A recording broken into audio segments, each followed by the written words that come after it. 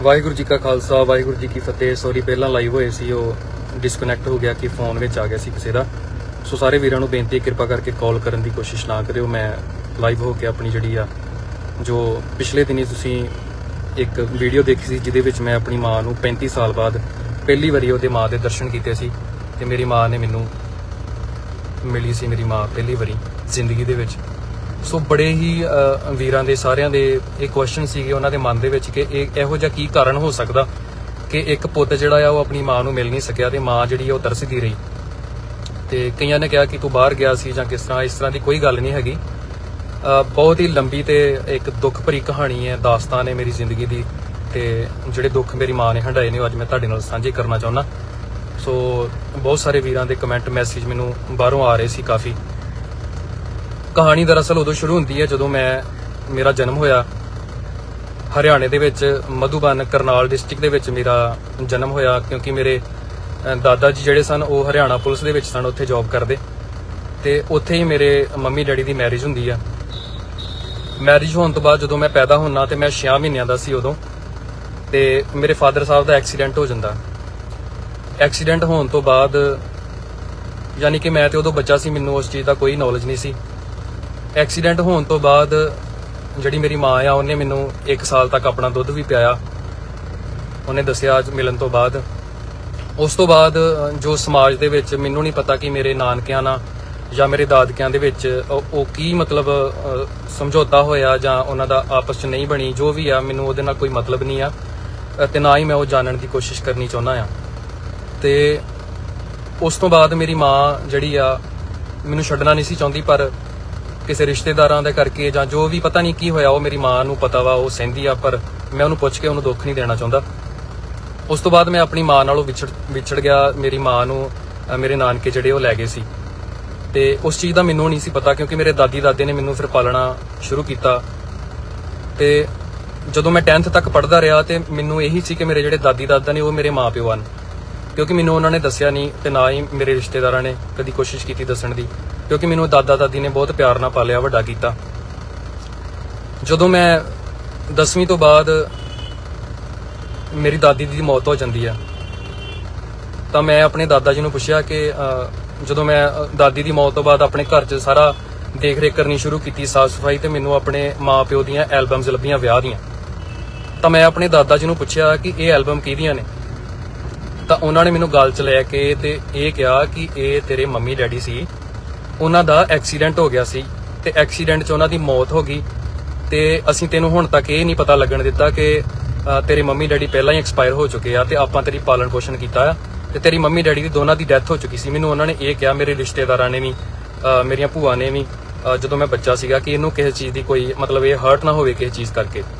ਉਸ ਤੋਂ ਬਾਅਦ ਕਿ ਮੈਂ ਇਹ ਸੋਚਣ ਲੱਗ ਗਿਆ ਕਿ ਮੇਰੇ ਮੰਮੀ ਡੈਡੀ ਦੋਨਾਂ ਦੀ ਡੈਥ ਹੋ ਚੁੱਕੀ ਆ। ਥੋੜੇ ਦਿਨ ਹੋਰ ਬੀਤੇ, ਮੈਂ ਯੰਗ ਹੋਇਆ, ਮੇਰੀ ਮੈਰਿਜ ਹੋਈ। ਉਸ ਤੋਂ ਬਾਅਦ ਦਾਦਾ ਜੀ ਵੀ ਮੇਰਾ ਸਾਥ ਛੱਡ ਕੇ ਉਹ ਵੀ ਚੱਲ ਵਸੇ। ਦਾਦਾ ਜੀ ਦੇ ਜਾਣ ਤੋਂ ਬਾਅਦ ਮੈਨੂੰ ਕੁਝ ਕਲੂ ਮਿਲੇ ਮੇਰੇ ਰਿਸ਼ਤੇਦਾਰਾਂ ਕੋਲ। ਜਦੋਂ ਮੈਂ ਵੱਡਾ ਹੋ ਕੇ ਪੁੱਛਣ ਲੱਗਾ ਕਿ ਵਾਕਈ ਇਦਾਂ ਹੋਇਆ ਸੀ, ਕੀ ਹੋਇਆ ਸੀ, ਕੀ ਕਾਰਨ ਸੀ, ਤਾਂ ਫਿਰ ਮੈਨੂੰ ਮੇਰੇ ਤਾਇਆ ਜੀ ਆ ਇੱਕ ਮੈਨੂੰ ਬੜਾ ਪਿਆਰ ਕਰਦੇ ਨੇ, ਉਹ ਸ਼ਾਇਦ ਉੱਥੇ ਮੇਰੇ ਮੰਮੀ ਡੈਡੀ ਦੇ ਵਿਆਹ ਤੇ ਵੀ ਗਏ ਸੀ ਤੇ ਮੇਰੀਆਂ ਭੂਆ ਨੇ ਵੀ ਕੁਝ ਮੈਨੂੰ ਦੱਸਿਆ ਕਿ ਨਹੀਂ, ਤੇਰੇ ਜਿਹੜੇ ਫਾਦਰ ਸਾਹਿਬ ਸੀ ਉਹਨਾਂ ਦੀ ਡੈਥ ਹੋਈ ਸੀ ਤੇ ਤੇਰੀ ਮਾਂ ਜਿਹੜੀ ਅਜੇ ਵੀ ਹੈ ਇਸ ਦੁਨੀਆ ਦੇ ਵਿੱਚ ਕਿਤੇ। ਪਰ ਉਹਨਾਂ ਨੂੰ ਪਿੰਡ ਦਾ ਨਹੀਂ ਸੀ ਪਤਾ ਕੋਈ ਵੀ, ਕਿਉਂਕਿ ਜਦੋਂ ਮੈਰਿਜ ਹੋਈ ਉਹ ਹਰਿਆਣੇ ਦੇ ਵਿੱਚ ਸੀ ਤੇ ਰਿਟਾਇਰਮੈਂਟ ਹੋਣ ਤੋਂ ਬਾਅਦ ਮੈਂ ਇੱਥੇ ਪੰਜਾਬ ਕਾਦੀਆਂ ਦੇ ਵਿੱਚ ਆਪਾਂ ਆ ਕੇ ਵਸ ਗਏ ਮੇਰੇ ਦਾਦਾ ਜੀ। ਤਾਂ ਇਹ ਕਾਰਨ ਸੀ ਕਿ ਮੇਰੀ ਮਾਂ ਵੀ ਮੇਰੇ ਤੱਕ ਨਹੀਂ ਪਹੁੰਚ ਸਕੀ ਕਿਉਂਕਿ ਉਹਨਾਂ ਨੂੰ ਹਰਿਆਣੇ ਦਾ ਪਤਾ ਸੀ। ਉਸ ਤੋਂ ਬਾਅਦ ਮੈਂ ਆਪਣੀ ਮਾਂ ਨੂੰ ਲੱਭਣਾ ਸ਼ੁਰੂ ਕੀਤਾ, ਬੜੇ ਜਾਣਿਆਂ ਨੂੰ ਪੁੱਛਣਾ ਸ਼ੁਰੂ ਕੀਤਾ ਕਿ ਯਾਰ, ਮੈਂ ਹਰ ਵੇਲੇ ਰੋਂਦਾ ਸੀ ਕਿਉਂਕਿ ਮੇਰੇ ਮਨ ਦੇ ਵਿੱਚ ਨਫ਼ਰਤ ਸੀ ਕਿ ਯਾਰ ਮੇਰੀ ਮਾਂ ਮੈਨੂੰ ਕਿਉਂ ਛੱਡ ਕੇ ਗਈ ਆ, ਮੈਂ ਇੰਨਾ ਮਾੜਾ ਹਾਂ ਕਿ ਮੇਰੀ ਮਾਂ ਮੈਨੂੰ ਛੱਡ ਗਈ। ਤੇ ਕਿਉਂਕਿ ਮੇਰੇ ਸਾਰੇ ਰਿਸ਼ਤਿਆਂ ਤੋਂ ਮੇਰਾ ਜਿਹੜਾ ਵਿਸ਼ਵਾਸ ਜਿਹੜਾ ਟੁੱਟ ਗਿਆ ਸੀ, ਕਿਉਂਕਿ ਮੇਰਾ ਰਿਸ਼ਤਾ ਕੋਈ ਵੀ ਸਥਿਰ ਨਹੀਂ ਰਿਹਾ ਐਂਡ ਤੱਕ। ਮੈਨੂੰ ਗੁਰੂ ਸਾਹਿਬ ਨੇ ਬੜਾ ਕੁਝ ਬਖਸ਼ਿਸ਼ ਕੀਤਾ ਸੀ ਪਰ ਜਿਹੜੇ ਰਿਸ਼ਤੇ ਸੀ ਉਹ ਨਹੀਂ। ਉਸ ਤੋਂ ਬਾਅਦ ਮੈਂ ਪਟਿਆਲਾ ਜ਼ਿਲ੍ਹਾ ਆ, ਉੱਥੇ ਮੈਂ ਖਾਲਸਾ ਏਡ ਵੱਲੋਂ ਆਪਣੀ ਸੁਸਾਇਟੀ ਵੱਲੋਂ ਜਿਹੜਾ ਫਲੱਡ ਆਇਆ ਸੀ ਉਸ ਏਰੀਆ ਦੇ ਵਿੱਚ ਆਪਾਂ ਸੇਵਾ ਨਿਭਾ ਰਹੇ ਸਾਂ। ਤਾਂ ਅਚਾਨਕ ਮੇਰੀ ਭੂਆ ਦਾ ਮੈਨੂੰ ਫੋਨ ਆਉਂਦਾ, ਉਹ ਕਹਿੰਦੇ ਕਿ ਕਿੱਥੇ ਆ ਬੇਟਾ। ਮੈਂ ਕਿਹਾ ਮੈਂ ਪਟਿਆਲੇ ਜ਼ਿਲ੍ਹੇ 'ਚ ਸੇਵਾ ਕਰ ਰਿਹਾ। ਵੈਸੇ ਨਾਰਮਲ ਉਹਨਾਂ ਨੇ ਮੈਨੂੰ ਕਿਹਾ। ਤਾਂ ਉਹਨਾਂ ਦੇ ਮੂੰਹ 'ਚੋਂ ਨਿਕਲਿਆ ਕਿ ਬੇਟਾ ਤੇਰੇ ਜਿਹੜੇ ਨਾਨਕੇ ਸੀ ਨਾ ਉਹ ਸ਼ਾਇਦ ਪਟਿਆਲੇ ਜ਼ਿਲ੍ਹੇ ਸੀ ਕਿਤੇ। ਤਾਂ ਮੈਨੂੰ ਉਸੇ ਟਾਈਮ ਮੇਰੇ ਅੱਖਾਂ ਅੱਗੇ ਹਨੇਰਾ ਛਾ ਗਿਆ ਤੇ ਮੈਂ ਕਿਹਾ ਪਲੀਜ਼ ਮੈਨੂੰ ਦੱਸੋ ਕਿ ਕਿਹੜਾ ਪਿੰਡ ਸੀ। ਤਾਂ ਉਹਨਾਂ ਨੇ ਪਿੰਡ ਦਾ ਨਾਂ ਲਿਆ ਬੋਹੜਪੁਰ ਕੇ ਬੋਧਪੁਰ, ਉਹਨਾਂ ਨੂੰ ਕਨਫਰਮ ਸਾਰਾ ਨਹੀਂ ਸੀ ਹੈਗਾ। ਤਾਂ ਮੇਰੇ ਨਾਲ ਮੇਰੇ ਫਰੈਂਡ ਸੀ ਇੱਕ ਦੋ, ਤਾਂ ਉਹਨਾਂ ਨੇ ਕਿਹਾ ਕਿ ਬੋਹੜਪੁਰ ਪਿੰਡ ਦਾ ਸਾਨੂੰ ਪਤਾ ਆ, ਅਸੀਂ ਫਾਈਂਡ ਆਊਟ ਕੀਤਾ। ਉਸੇ ਟਾਈਮ ਉਹ ਮੇਰੇ ਨਾਲ ਆਪਾਂ ਪਿੰਡ ਪਹੁੰਚੇ, ਪਟਿਆਲੇ ਦੇ ਵਿੱਚ ਲਾਗੇ ਬੋਹੜਪੁਰ ਪਿੰਡ ਆ ਇੱਕ। ਤਾਂ ਉਹ ਪਿੰਡ ਪਹੁੰਚ ਕੇ ਮੈਂ ਫਿਰ ਆਪਣੇ ਭੂਆ ਨੂੰ ਪੁੱਛਿਆ ਜਾਂ ਆਪਣੇ ਤਾਇਆ ਜੀ ਨੂੰ ਫੋਨ ਕੀਤਾ ਕਿ ਪਲੀਜ਼ ਮੈਂ ਆਪਣੇ ਨਾਨਕਿਆਂ ਦੇ ਪਿੰਡ ਪਹੁੰਚ ਚੁੱਕਾ ਆ, ਤਾਂ ਕਿਰਪਾ ਕਰਕੇ ਕੋਈ ਮੈਨੂੰ ਦੱਸ ਸਕਦਾ, ਕੋਈ ਮਾੜਾ ਮੋਟਾ ਕਲੂ ਦੇ ਸਕਦਾ ਕਿ ਮੇਰੇ ਨਾਨਾ ਜੀ ਦਾ ਨਾਮ ਜਾਂ ਕੁਛ ਇਦਾਂ ਦਾ ਕੁਛ ਪਤਾ ਹੋਵੇ ਤੁਹਾਨੂੰ। ਤਾਂ ਮੇਰੇ ਤਾਇਆ ਜੀ ਨੇ ਮੈਨੂੰ ਕਿਹਾ ਕਿ ਮੈਨੂੰ ਹੋਰ ਕੁਝ ਨਹੀਂ ਪਤਾ, ਮੈਨੂੰ ਸਿਰਫ ਇੰਨਾ ਪਤਾ ਆ ਤੇਰੇ ਡੈਡੀ ਦੇ ਵਿਆਹ ਤੇ ਮੈਂ ਵੇਖਿਆ ਸੀ ਕਿ ਤੇਰੇ ਨਾਨਾ ਜੀ ਨੂੰ ਪੈਰਾਲਾਈਜ਼ ਦੇ ਅਟੈਕ ਹੋਣ ਕਰਕੇ ਉਹਨਾਂ ਦਾ ਮੂੰਹ ਜਿਹੜਾ ਸੀ ਉਹ ਥੋੜਾ ਵਿੰਗਾ ਹੋ ਚੁੱਕਾ ਸੀ ਬਿਮਾਰੀ ਨਾਲ। ਤਾਂ ਦੈਨ ਮੈਨੂੰ ਇਹ ਪਤਾ ਲੱਗਾ, ਆਪਾਂ ਪਿੰਡ ਦੇ ਬਜ਼ੁਰਗ ਕੋਲੋਂ ਪੁੱਛਿਆ ਤੇ ਉਹਨਾਂ ਨੇ ਸਿਰਫ ਮੈਂ ਉਹਨਾਂ ਨੂੰ ਕਿਹਾ ਕਿ ਕੋਈ ਬਜ਼ੁਰਗ ਜਿਨ੍ਹਾਂ ਦਾ ਮੂੰਹ ਬਿਮਾਰੀ ਨਾਲ ਵਿੰਗਾ ਹੋਇਆ ਹੋਵੇ ਐਟਲੀਸਟ 10 ਈਅਰ ਤੋਂ ਜਾਂ ਪ੍ਰੈਜ਼ੈਂਟ ਟਾਈਮ ਦੇ ਵਿੱਚ। ਤਾਂ ਉਹਨਾਂ ਨੇ ਸਿਰਫ ਮੇਰੇ ਨਾਨਾ ਜੀ ਦਾ ਨਾਮ ਲਿਆ ਕਿ ਉਹਨਾਂ ਦਾ ਨਾਮ ਪ੍ਰੀਤਮ ਸਿੰਘ ਆ। ਤੇ ਮੈਂ ਉਹਨਾਂ ਨੂੰ ਪੁੱਛਿਆ ਕਿ ਉਹਨਾਂ ਦੀਆਂ ਕਿੰਨੇ ਬੱਚੇ ਸੀਗੇ, ਤਾਂ ਉਹਨਾਂ ਨੇ ਦੱਸਿਆ ਕਿ 4 ਕੁੜੀਆਂ ਔਰ 1 ਮੁੰਡਾ ਸੀ। ਫਿਰ ਮੈਂ ਉਹਨਾਂ ਨੂੰ ਪੁੱਛਿਆ ਕਿ ਉਹ ਕਿਸੇ ਬੇਟੀ ਨੂੰ ਉਹਨਾਂ ਨੇ ਵਾਪਸ ਲਿਆਂਦਾ ਹੋਵੇ ਮੈਰਿਜ ਤੋਂ ਬਾਅਦ, ਤਾਂ ਉਹਨਾਂ ਨੇ ਦੱਸਿਆ ਸ਼ਾਇਦ 1 ਹੈ ਸੀ। ਤਾਂ ਮੈਨੂੰ ਥੋੜੀ ਆਸ ਵੱਜੀ ਕਿ ਸ਼ਾਇਦ ਮੈਂ ਸਹੀ ਟਿਕਾਣੇ ਪਹੁੰਚ ਗਿਆ।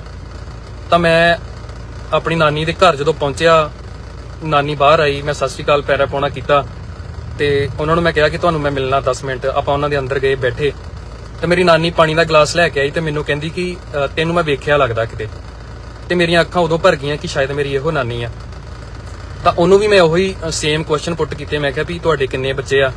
ਤੇ ਉਹਨਾਂ ਨੇ ਦੱਸਿਆ ਸਾਰਾ ਕੁਝ। ਪਹਿਲਾਂ ਤੇ ਉਹ ਥੋੜਾ ਘਬਰਾ ਗਏ ਕਿ ਇਹ ਸ਼ਾਇਦ ਮੈਨੂੰ ਕਿਉਂ ਪੁੱਛਦੇ ਪਏ ਆ, ਥੋੜਾ ਗੁੱਸੇ 'ਚ ਵੀ ਆਏ। ਤਾਂ ਫਿਰ ਹਾਰ ਕੇ ਉਹਨਾਂ ਨੇ ਦੱਸਿਆ ਕਿ ਹਾਂ ਇੱਕ ਮੇਰੀ ਬੇਟੀ ਸੀ ਤੇ ਉਹਦਾ ਨਾਮ।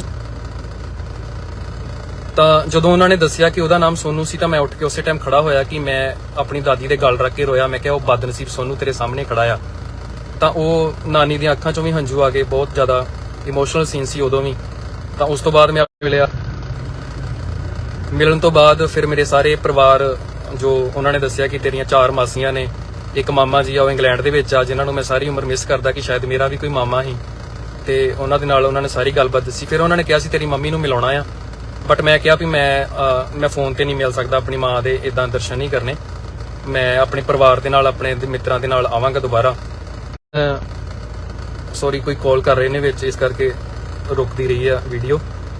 ਤਾਂ ਅਗਲੇ ਦਿਨ ਮੈਂ ਆਪਣੇ ਦੋਸਤਾਂ ਨੂੰ, ਆਪਣੇ ਪਰਿਵਾਰ ਨੂੰ ਲੈ ਕੇ ਆਪਣੀ ਮਾਂ ਨੂੰ ਮਿਲਣ ਗਿਆ ਸੀਗਾ। ਤੇ ਉਦੋਂ ਤੱਕ ਮੇਰੀ ਮਾਂ ਨੂੰ ਦੱਸਿਆ ਨਹੀਂ ਸੀ ਗਿਆ ਕਿ ਤੇਰਾ ਪੁੱਤ ਤੈਨੂੰ ਮਿਲਣ ਆ ਰਿਹਾ ਸਾ। ਤੇ ਬਾਕੀ ਉਹ ਸਾਰਾ ਸੀਨ ਜਿਹੜਾ ਤੁਸੀਂ ਵੇਖਿਆ ਉਹ ਤੁਹਾਡੇ ਸਾਹਮਣੇ ਸੀਗਾ।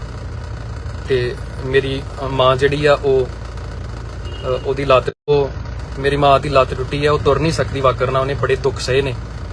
ਮੈਨੂੰ ਗੁਰੂ ਸਾਹਿਬ ਨੇ ਬੜਾ ਕੁਝ ਬਖਸ਼ਿਸ਼ ਕੀਤਾ ਸੀਗਾ ਔਰ ਅੱਜ ਮੈਨੂੰ ਮੇਰੀ ਮਾਂ 35 ਸਾਲਾਂ ਬਾਅਦ ਮਿਲੀ ਆ। ਤੇ ਮੈਂ ਪ੍ਰਮਾਤਮਾ ਅੱਗੇ ਅਰਦਾਸ ਕਰਦਾ ਕਿ ਮੇਰੇ ਕੋਲੋਂ ਮੇਰੀ ਮਾਂ ਦੀ ਜਿੰਨੀ ਸੇਵਾ ਹੋ ਸਕੇ ਉਹ ਕਰਵਾ ਦੀ। ਇਹ ਤੁਹਾਡੇ ਸਾਰਿਆਂ ਦਾ ਧੰਨਵਾਦ। ਇਹ ਮੇਰੀ ਲਾਈਫ ਦੀ ਬਹੁਤ ਇੱਕ ਦਰਦ ਭਰੀ ਸਟੋਰੀ ਸੀ, ਜਿਹਨੂੰ ਸੁਣ ਕੇ ਸ਼ਾਇਦ ਤੁਹਾਨੂੰ ਵੀ ਲੱਗੇ ਕਿ ਇਹ ਬੜੀ ਇਮੋਸ਼ਨਲ ਸਟੋਰੀ ਆ। ਤੇ ਮੈਂ ਸਾਰਿਆਂ ਅੱਗੇ ਅਰਦਾਸ ਕਰਦਾ, ਜਿਉਂਦੇ ਵਸਦੇ ਰਹੋ, ਕਦੇ ਵੀ ਕਿਸੇ ਮਾਂ ਦਾ ਵਿਛੋੜਾ ਆਪਣੇ ਪੁੱਤ ਨਾਲੋਂ ਮੇਰੇ ਜਿੰਨਾ ਨਾ ਪਵੇ। ਕਿਉਂਕਿ ਸਰਦਾਰ ਮੁਹੰਮਦ ਵੀ ਆਪਣੀ ਮਾਂ ਨੂੰ ਜਾ ਕੇ ਬਾਹਰ ਮਿਲ ਗਿਆ ਸੀਗਾ, ਬਹੁਤ 15 ਸਾਲਾਂ ਬਾਅਦ ਆਪਣੀ ਮਾਂ ਨੂੰ ਦੁਬਾਰਾ ਮਿਲ ਗਏ। ਪਰ ਮੇਰਾ ਤੇ ਮਹਾਰਾਜ ਨੇ ਬਨਵਾਸ ਵੀ ਡਬਲ ਕਰਤਾ ਸੀ। ਗੁਰੂ ਸਾਹਿਬ ਕਿਰਪਾ ਕਰਨ, ਸਾਰੇ ਜਿਉਂਦੇ ਵਸਦੇ ਰਹੋ, ਚੜ੍ਹਦੀ ਕਲਾ 'ਚ ਰਹੋ। ਵਾਹਿਗੁਰੂ ਜੀ ਕਾ ਖਾਲਸਾ, ਵਾਹਿਗੁਰੂ ਜੀ ਕੀ ਫਤਿਹ।